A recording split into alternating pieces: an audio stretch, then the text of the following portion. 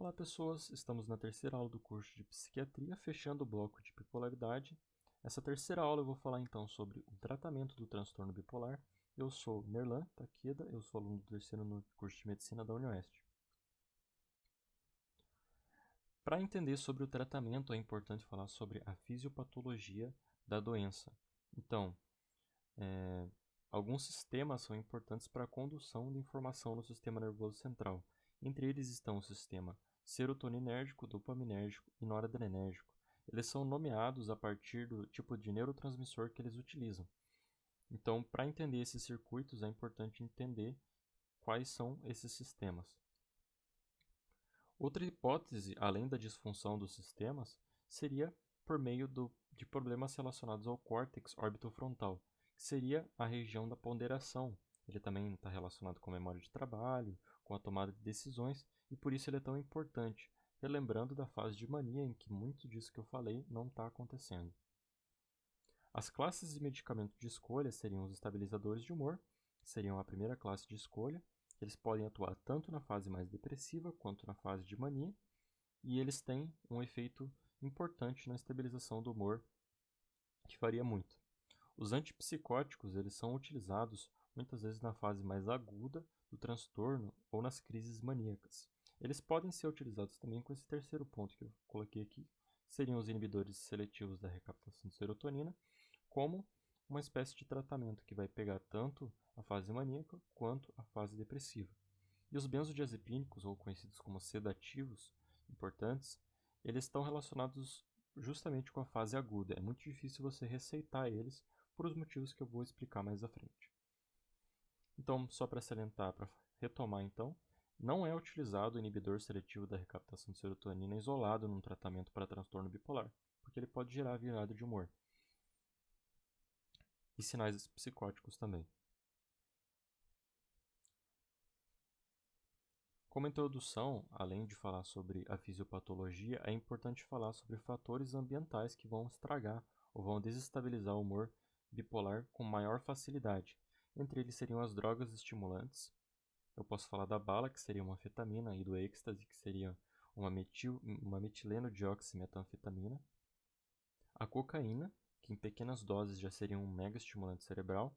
E a cafeína, que em altas doses também pode ter um efeito negativo, apesar de que você não precisa pedir para o seu paciente não ingerir nenhum tipo de bebida com cafeína. É importante salientar que uma alimentação com uma restrição de cafeína ajudaria no tratamento. Os antidepressivos, como eu falei, um dos maiores motivos de iatrogenia médica. Os anorexígenos estão relacionados aí então com o conceito de autoestima, que pode ser fragilizada dependendo da fase do humor que o bipolar está. E aí, muitos desses anorexígenos são também estimulantes, como a anfetamina ou a sibutramina. E por último, a cortisona, que é um anti-inflamatório, que pode ter um efeito importante também no transtorno. Algumas observações importantes também. Qualquer droga estimulante pode acabar levando a uma mania, principalmente nos bipolares do tipo 1, 2 e 3, então é importante relembrar isso. E algumas drogas estabilizadoras do humor também são anticonvulsivantes ou antipsicóticas. Isso não significa que essa é uma medicação extremamente forte ou tóxica para o paciente. Ela simplesmente está sendo usada com um fim semelhante e muitas vezes nem na mesma dose. Então não é motivo de preocupação ou de estigma. Última observação importante que eu queria falar é sobre a recaída. O tratamento bipolar é muito diverso, com várias classes de medicação que podem ser usadas em várias doses e em várias associações. É importante que exista um acompanhamento longo para você conseguir acertar isso, uma vez que 80% dos casos de diagnóstico de transtorno bipolar você tem uma recaída ou de mania ou de fase depressiva. Então é por isso que é importante que ajustes sejam feitos com o tempo. Eu dividi então o tratamento do transtorno por tipo, para facilitar um pouco o entendimento. Eu coloquei como classe dos antipsicóticos, primeiramente, duas classes de medicamento, a olanzapina e a risperidona. Existem muito mais outros antipsicóticos, mas esses são famosos na utilização principalmente na fase aguda da mania e também prevenindo novos casos. Ele pode ser usado como um tratamento a longa duração, porém com algumas ressalvas. Uma das características importantes sobre a olanzapina e a risperidona é que ele pode ser usado junto à fluoxetina para um tratamento mais completo, tanto da fase depressiva quanto da fase mais maníaca da depressão, da bipolaridade.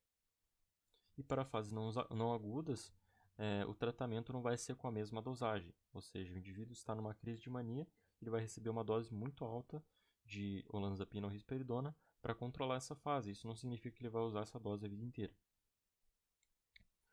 Em todos os blocos de medicamentos que eu coloquei os efeitos colaterais, porque é importante relembrar que eles não vão se manifestar da mesma forma em cada paciente. Existem restrições características de acordo com a personalidade de cada um.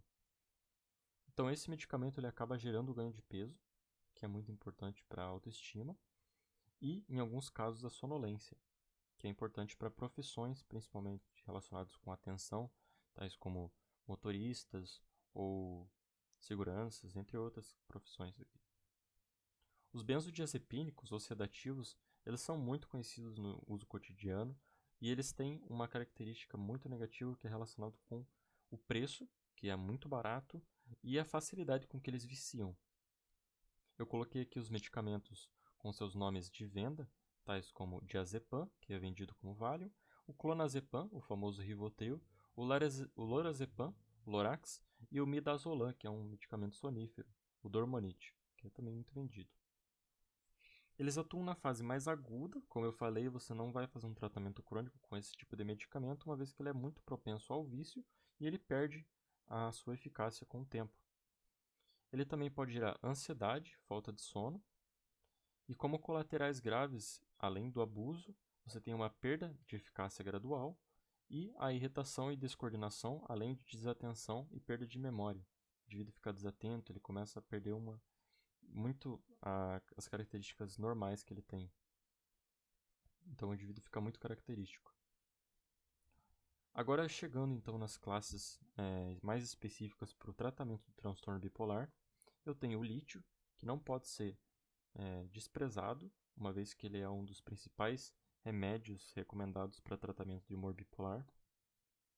Ele é um composto natural do corpo, isso significa que em doses baixas você muitas vezes nem vai identificar ele no sangue.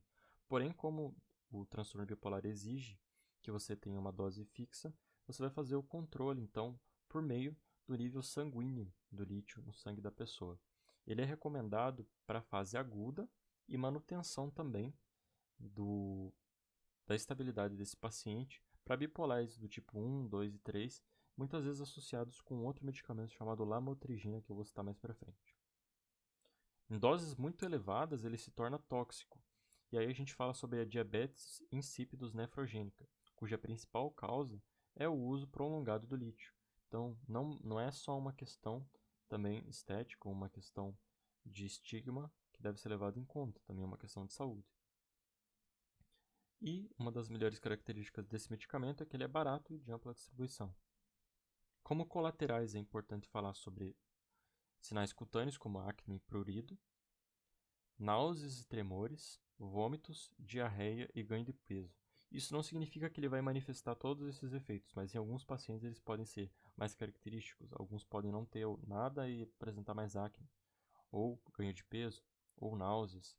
Então, cada indivíduo vai apresentar uma característica dependendo da sua fisiologia natural. Além disso, ele também está relacionado com problemas tireoidianos. O divalproato de sódio, ou ácido valproico, ele também é da classe dos estabilizadores de humor, e ele atua na fase mais aguda. Quando eu falo fase mais aguda ou na mania, já fica embutido que esse é um tratamento para bipolares do tipo 1, 2 e 3, mais graves, como eu falei nas aulas na segunda aula de bipolaridade, classificando o humor bipolar. Também pode ser usado para bipolares com uma ciclagem um pouco mais rápida. Ele é preventivo de novos casos e também tem um baixo custo. E aí, como colaterais, novamente, desconforto gástrico, náusea, diarreia, o ganho do peso, que é tão importante para muitas pessoas, relacionados com a autoestima, e sinais nervosos como sonolência, sedação e tremor. Então, para indivíduos que fazem um trabalho mais fino, motor e que necessitam estar atentos, também ele não é muito recomendado.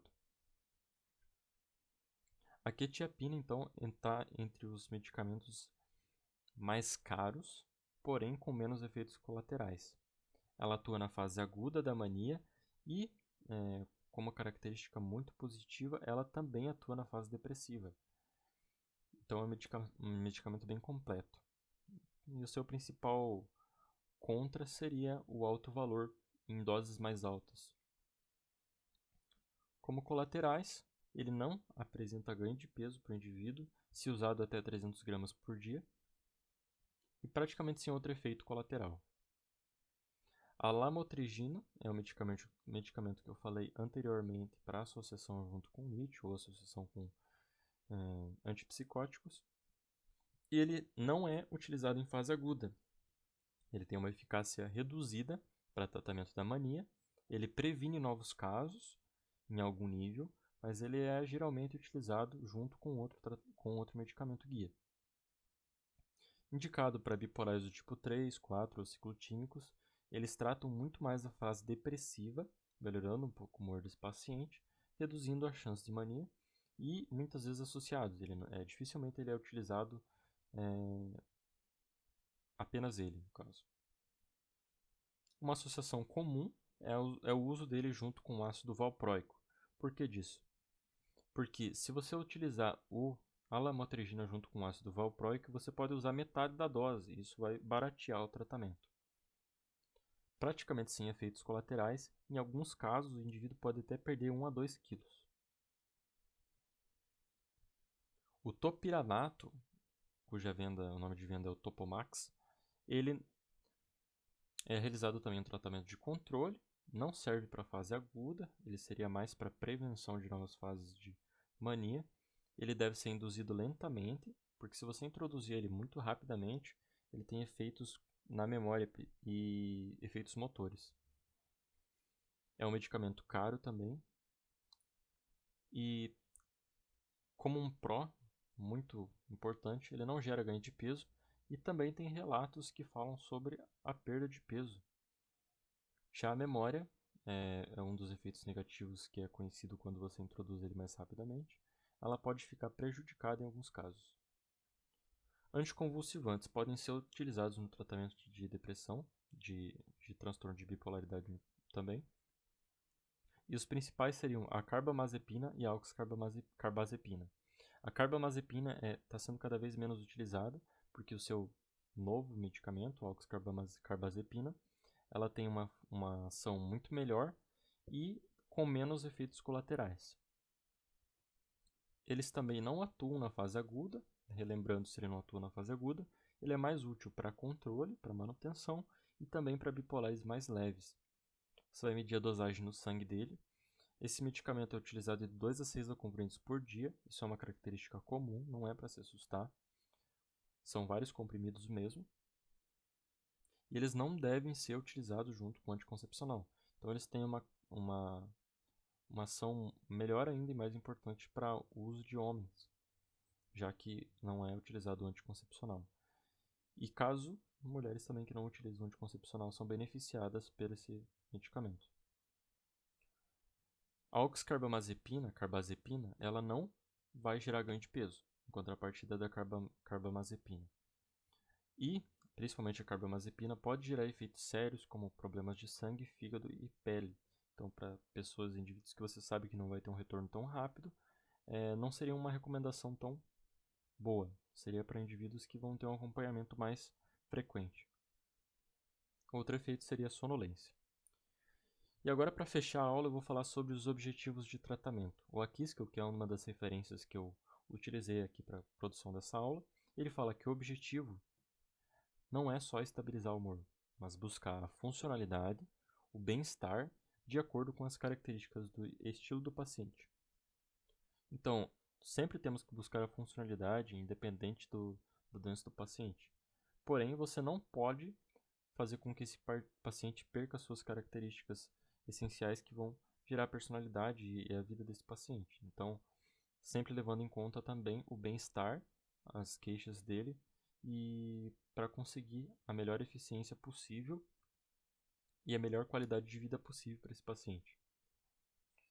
Aqui eu fiz uma tabela que ela exemplifica de uma maneira bem simples como funciona a variação de humor. Isso seria mais para um humor do tipo 1 ou 2, em que eu tenho fases depressivas muito agudas, assim como fases de elevação de humor muito grandes. E aqui com o tratamento eu queria mostrar o seguinte: se você está sendo tratado, não significa que não existe variação do humor. Existem momentos em que você vai estar com humor mais elevado, assim como momentos que você vai estar com humor menos elevado. E isso é o normal da vida. O que você não pode permitir é situações em que vão prejudicar a qualidade de vida do paciente significativamente, como estágio de depressão mais moderado a grave, ou mania e hipomania. Assim a gente encerra a nossa aula de psiquiatria, junto com o bloco de bipolaridade, e a próxima série que eu pretendo fazer é falando sobre a depressão. Então acompanhe. Até mais e bons estudos.